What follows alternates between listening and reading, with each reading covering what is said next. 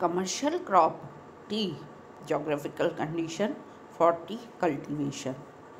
T इसको हम beverage भी कह सकते हैं। बीवरेज के अंतर्गत चाय, कहवा, कोको ये जो है फसलें आती है। ये कमर्शियल क्रॉप्स भी हैं।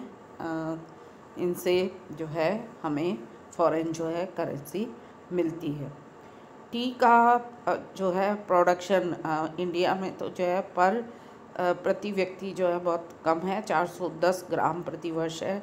इसी चीज़ को हम देखें तो ब्रिटेन में चाय का उपभोग प्रति व्यक्ति प्रति वर्ष 4.5 किलोग्राम है, और वहीं यूएसए और स्वीडन में देखें तो ये 10 किलोग्राम जो है प्रति व्यक्ति प्रति वर्ष उपभोग है। तो चाय भी जो है कई तरह की होती हैं, जैसे काली चाय, हरी चाय, गट्टी चाय, उलूंग चाय, पैराग्वे चाय, श्वेत चाय।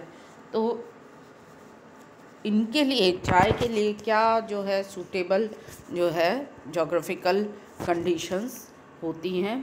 तो चाय तो जो एक ऐसा पौधा है जिसको कि बहुत हाई टेम्परेचर के साथ साथ रेनफॉल भी अधिक होनी चाहिए, यानी कि उच्च तापमान के साथ साथ तीव्र तेज वर्षा की भी ज़रूरत होती है। तो ये एक तरह का टेम्परेट और ट्रॉपिकल एरिया का जो है ट्रॉपिकल और टेम्परेट जो है क्लाइमेटिक कंडीशंस वाला पौधा है या फसल है, इसको कह सकते हैं। तो इसका जो टेम्परेचर हम पहला लेते हैं कि टेम्परेचर जो है वो क्या होना चाहिए इसको, क्योंकि तेज टेम्परेचर की ज़रूरत होती है, यानी कि इसका तापमान 24 डिग्री से 30 डिग्री सेल्सियस वार्षिक तापमान रहना चाहिए, क्योंकि लंबे समय तक तेज़ गर्मी का मौसम जो है चाय के विकास के लिए अधिक उपयुक्त माना जाता है। अगर ओले गिरे, ठंडी हवा चले तो चाय का उत्पादन जो है वो कम हो जाता है। अब आता है बरसात, जहाँ तापमान अधिक होना चाहिए, उसी के साथ साथ बारिश भी बहुत अधिक चाहिए होती है। तो चाय के लिए जो है वार्षिक वर्षा का औसत जो है 150 से 250 सेंटीमीटर तक होना चाहिए। चाय की पत्तियों के लिए जैसे अधिक आर्द्रता होना, ओस गिरना, प्रातःकाल में कोहरा रहना चाय की पत्तियों के विकास के लिए उपयुक्त रहता है।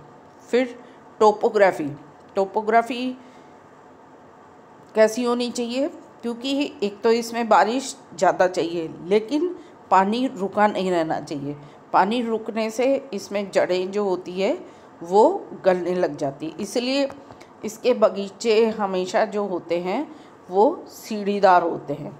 तो पहाड़ी ढालों पर जो है चाय की फसल की जाती है। तो पहाड़ी क्षेत्रों में ही चाय के बागान देखने को मिलते हैं।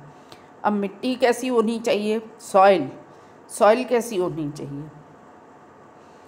सॉइल यानी कि जो बहुत फर्टाइल हो, जिसमें ह्यूमस हो, नमी को रोक सकने वाली हो, दोमट चिकनी मिट्टी हो, ये मिट्टी जो है अनुकूल होती है, क्योंकि चाय को अधिक प्रोडक्शन के लिए बहुत अधिक खाद की ज़रूरत होती है।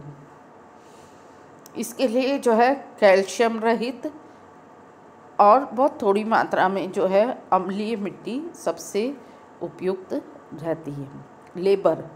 लेबर बहुत इम्पॉर्टेंट रोल है चाय के प्रोडक्शन में, क्योंकि इसमें मशीनों के द्वारा जो है कृषि नहीं होती। ज़्यादातर काम जो है लेबर श्रमिकों के द्वारा ही होता है। चाय के पौधों को उगाना, पत्तियों का चुनना, सुखाना, दलना, डिब्बों में बंद करना, ये सारे जो है श्रमिकों के द्वारा ही की जाती है।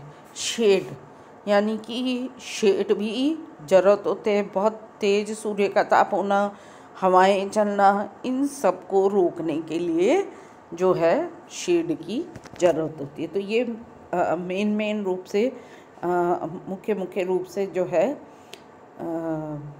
कंडीशंस हैं जो चाय के लिए जिनकी ज़रूरत होती है। Temperature, rainfall, topography, soil, labour, shade आदि जो है किस तरह की कंडीशन हो जिससे कि चाय का प्रोडक्शन अधिक से अधिक हो। Thank you.